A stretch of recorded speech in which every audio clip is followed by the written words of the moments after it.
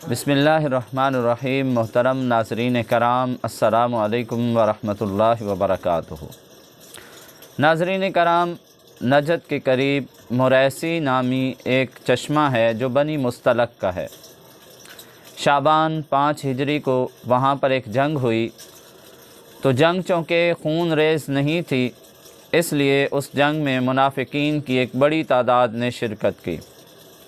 नबी मोहतरम सल्लल्लाहु अलैहि वसल्लम का ये मामूल था कि आप सल्लल्लाहु अलैहि वसल्लम जब भी किसी ग़ज़वा पर जाते तो अपनी बीवियों में से किसी एक को ज़रूर साथ ले जाते और कुर्रा डालते, जिसका नाम निकलता उसे साथ ले जाते।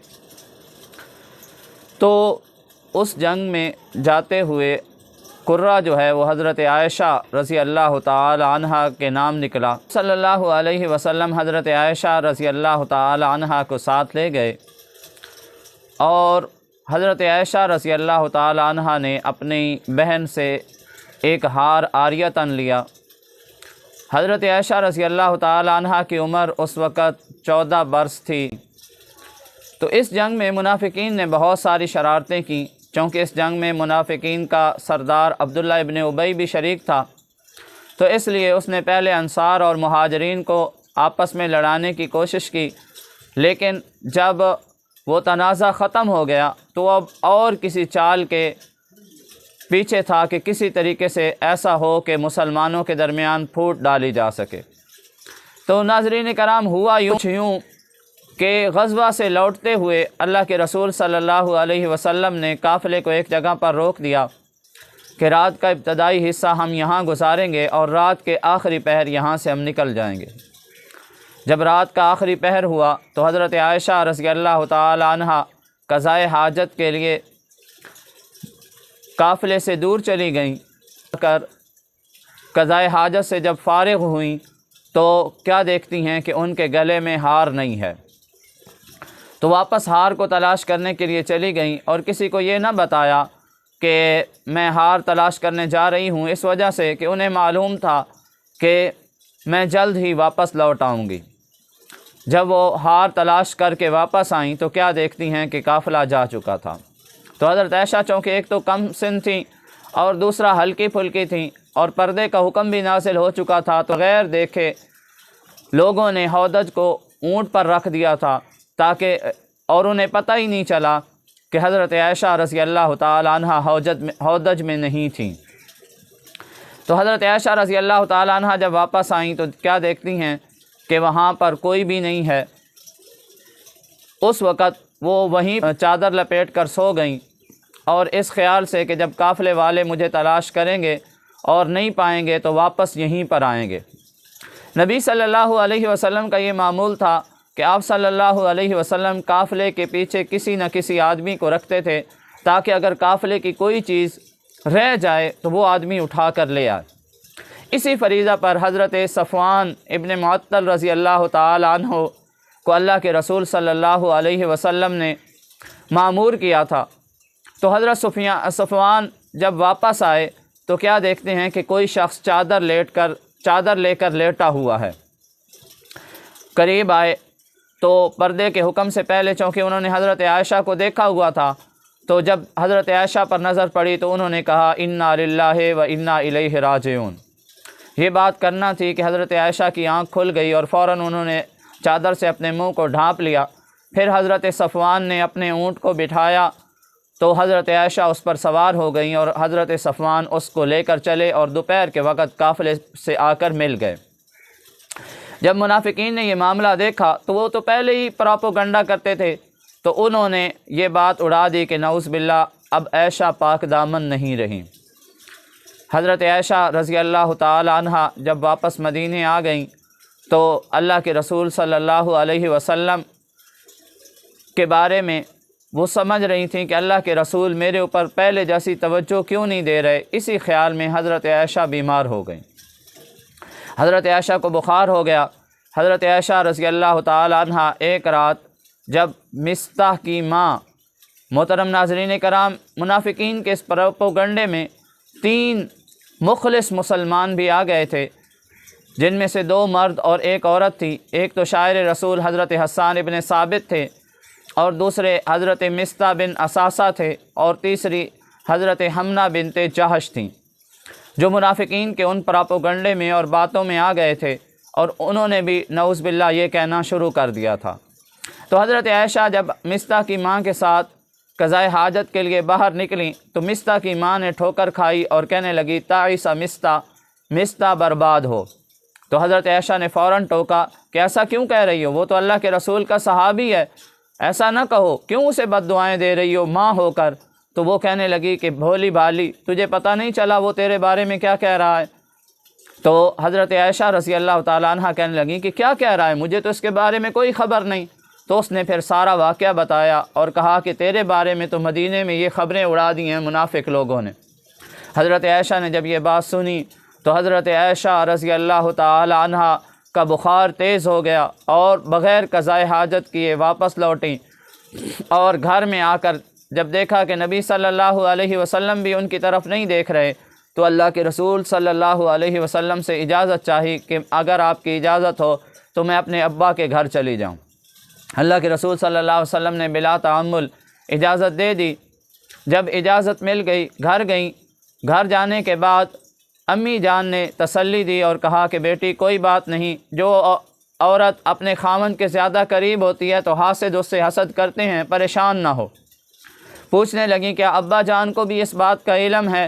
انہوں نے کہا کہ ہاں، تمہارے ابا جان کو بھی اس بات کا علم ہو چکا ہے۔ یہ بات سن کر حضرت عائشہ کی چیخیں نکل گئیں۔ حضرت ابو بکر صدیق رضی اللہ تعالیٰ عنہ بالا خانے میں بیٹھے قرآن پڑھ رہے تھے، وہ بھی نیچے آئے اور اپنی بیٹی کو حالت کو دیکھا۔ بیٹی کی حالت انتہائی خراب تھی، تو انہوں نے ان پر کمبل ڈالے، اور حضرت عائشہ رضی اللہ تعالیٰ عنہ خود فرماتی ہیں کہ اس وقت سے میرے آنسو جو ہیں وہ تھم نہیں رہے تھے۔ ساری رات میں روتی رہی، بخار میں مبتلا رہی۔ نبی محترم صلی اللہ علیہ وسلم نے کو پتہ تھا کہ عائشہ جو ہے وہ بے قصور ہے، عائشہ ایسی ہو نہیں سکتی، پھر بھی منافقین کے کہنے پر تحقیق کی گئی۔ اللہ کے رسول صلی اللہ علیہ وسلم نے مختلف صحابہ سے آراء وصول کی، مختلف صحابہ سے آراء لیں کہ تمہاری رائے عائشہ کے بارے میں کیا ہے، تمہاری رائے عائشہ کے بارے میں کیا ہے۔ جب حضرت اسامہ رضی اللہ تعالی عنہ سے پوچھا کہ اسامہ بتاؤ عائشہ کے بارے میں تمہارا کیا خیال ہے، تو اسامہ کہنے لگے اللہ کے رسول وہ آپ کے گھر والے ہیں اور ہم ان میں بھلائی کے علاوہ اور کوئی چیز نہیں دیکھتے، ان کی پاکیزگی تو اظہر من الشمس ہے، وہ تو پاک دامن ہیں، ایسا نہیں ہو سکتا، یہ منافقین جو ہیں یہ بکواس کر رہے ہیں، جھوٹ بول رہے ہیں۔ اسی طرح حضرت علی رضی اللہ تعالیٰ عنہ سے بھی رائے طلب کی۔ حضرت علی رضی اللہ تعالیٰ عنہ کہنے لگے اللہ کے رسول آپ کے لیے اللہ نے بیویوں کی کمی نہیں رکھی، اگر کوئی ملال ہے تو طلاق دے دیں اور دوسری عورت سے شادی کر لیں۔ اسی طرح حضرت عمر فاروق رضی اللہ تعالیٰ عنہ سے جب رائے طلب کی گئی تو حضرت عمر فاروق رضی اللہ تعالیٰ عنہ نے بجائے جواب دینے کے الٹا عجیب سوال کیے۔ حضرت عمر فاروق رضی اللہ عنہ نے سوال پہلا یہ کیا کہ اللہ کے رسول مجھے یہ بتائیں من زوجہ کہا، آپ کا نکاح کس نے کیا ہے حضرت عائشہ سے؟ اللہ کے رسول صلی اللہ علیہ وسلم نے فرمایا اللہ تعالیٰ نے کیا ہے۔ تو حضرت عمر فاروق رضی اللہ عنہ کہنے لگے اللہ کے رسول جب اللہ تعالیٰ نے آپ کا نکاح کیا ہے حضرت عائشہ سے تو اللہ تعالیٰ تو عالم الغیب ہے، کیسے ہو سکتا ہے کہ اللہ تعالیٰ کسی بد کردار عورت سے آپ کا نکاح کرے؟ پھر پوچھا اللہ کے رسول آپ کے کپڑوں پر کبھی گندی مکھی بیٹھی ہے؟ اللہ کے رسول صلی اللہ علیہ وسلم نے فرمایا کہ نہیں، کبھی ایسا نہیں ہوا۔ تو حضرت عمر فاروق رضی اللہ عنہ کہنے لگے جو اللہ آپ کے کپڑوں پر گندی مکھی نہیں بیٹھنے دیتا، کیسے ہو سکتا ہے کہ وہ آپ کے بستر پر کسی بد کردار عورت کو لگائے؟ ما نتکلم بہذا سبحانک ھذا بہتان عظیم۔ پھر کہنے لگے کہ ہم اس معاملے میں بات نہیں کرتے، لیکن ہمارا یہ گمان ہے کہ یہ ایک جھوٹ ہے اور اللہ پاک ہے، جس طرح اللہ پاک ہے شریکوں سے اسی طرح عائشہ کا دامن بھی پاک ہے، ہم اس بارے میں یہی کہتے ہیں۔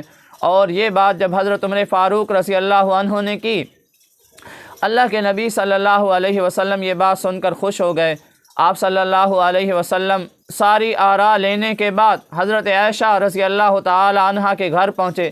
حضرت عائشہ رضی اللہ عنہ فرماتی ہیں کہ میں بخار میں مبتلا تھی، میری امی میری حالت کو دیکھ کر رو رہی تھی، ایک انصاریہ عورت بھی میری حالت کو دیکھ کر رونے لگی۔ اللہ کے رسول صلی اللہ علیہ وسلم میرے قریب آئے اور بیٹھے اور کہنے لگے عائشہ اگر تم پاک دامن ہو تو اللہ تعالیٰ تمہاری برات ضرور اتارے گا، اور اگر تم سے گناہ ہو گیا ہے تو فاستغفر اللہ، پھر اللہ سے مغفرت طلب کرو، کیونکہ بندہ جب گناہ کرتا ہے پھر اس کا اعتراف کر لیتا ہے اور اللہ سے معافی مانگتا ہے تو اللہ اسے ضرور معاف کر دیتا ہے۔ حضرت عائشہ رضی اللہ تعالی عنہ کہنے لگیں، یہ بات جب اللہ کے رسول صلی اللہ علیہ وسلم نے کی، حضرت عائشہ رضی اللہ تعالی عنہ فرماتی ہیں جب تو میرا دل ٹکڑے ٹکڑے ہو گیا۔ اللہ کے رسول صلی اللہ علیہ وسلم نہ ہوتے، کوئی اور ہوتا تو اسے میں بڑا سخت جواب دیتی، لیکن یہ تو اللہ کے رسول صلی اللہ علیہ وسلم تھے اور ان کو دیکھنے کے لیے تو میں خود ترس جاتی تھی۔ تو کہنے لگی کہ میں نے اس وقت کہا کہ میں اپنا معاملہ اللہ کے سپرد کرتی ہوں، اگر میں یہ بات کر بھی دوں کہ میں بے گناہ ہوں تو آپ کے دلوں میں چونکہ بات اتنی راسخ ہو چکی ہے، آپ میرا یقین نہیں کریں گے، آپ میرا یقین نہیں کریں گے، لہٰذا میں جو ہے اپنے معاملے کو اللہ کے حوالے کرتی ہوں، اور میرا معاملہ یوسف کے ابا والا معاملہ ہے۔ کہتی ہیں سوچنے کے باوجود پریشانی کی وجہ سے مجھے یعقوب علیہ السلام کا نام بھول گیا۔ کہتی ہیں میں کہنے لگی کہ انما اشکو بثی وحزنی الی اللہ، کہ میں اپنے سارے معاملے کو اللہ کے حوالے کرتی ہوں اور صبر کرتی ہوں۔ صبر جمیل واللہ المستعان علی ما تصفون، میں صبر کرتی ہوں۔ اور یہ بات کہتی ہیں جب میں نے کی تو اللہ کے رسول صلی اللہ علیہ وسلم کا سر جھک گیا اور میں سمجھ گئی کہ آپ صلی اللہ علیہ وسلم پر وحی کا نزول شروع ہو گیا ہے۔ اللہ کے رسول صلی اللہ علیہ وسلم اسی حالت میں رہے۔ پھر آپ صلی اللہ علیہ وسلم نے جب سر اٹھایا تو آپ صلی اللہ علیہ وسلم کے چہرے پر مسرت اور شادمانی تھی۔ صلی اللہ علیہ وسلم کہنے لگے ابشری یا عائشہ، عائشہ تجھے مبارک ہو، اللہ تعالیٰ نے تیری برات نازل کر دی ہے۔ پھر اللہ کے رسول صلی اللہ علیہ وسلم نے حضرت صدیق اکبر رضی اللہ عنہ کو وہ آیات سنائیں۔ حضرت عائشہ کہتی ہیں کہ میں نے سمجھا کہ مجمل سا اللہ نے میری برات کا اظہار کیا ہوگا، لیکن میں حیران رہ گئی جب میں نے قرآن کریم کو دیکھا تو وہ سورہ نور کی 18 آیات تھیں جو میری برات میں اللہ نے نازل کی اور وہ قرآن کریم کا حصہ بن گئی۔ نبی صلی اللہ علیہ وسلم وہاں سے اٹھے اور آپ صلی اللہ علیہ وسلم مسجد میں گئے۔ آپ صلی اللہ علیہ وسلم نے صحابہ کو خطبہ دیا اور حضرت عائشہ رضی اللہ تعالی عنہا کی برات کی وہ آیات تلاوت کر کے سنائیں، جس سے صحابہ میں خوشی کی ایک لہر دوڑ گئی۔ تو محترم ناظرین کرام، یہ واقعہ ہمیں سبق دیتا ہے کہ جب آپ بے قصور ہوں، جب آپ بے گناہ ہوں تو آپ اپنے معاملے کو اللہ پر چھوڑ، کوئی نہ کوئی ایسی صورت اللہ ضرور پیدا کر دے گا جو آپ کی بے گناہی کو ضرور ثابت کرے گی۔ اسی طرح صبر کرنا انتہائی مفید ہوتا ہے، صبر کرنے سے اللہ اجر دیتا ہے، صبر کرنے والے کا اجر اللہ کبھی ضائع نہیں کرتا۔ تو اگر واقعہ آپ کو اچھا لگا ہو تو ویڈیو کو شیئر کیجئے اور مزید ایسے واقعات کے لیے ہمارے چینل کو سبسکرائب کیجئے۔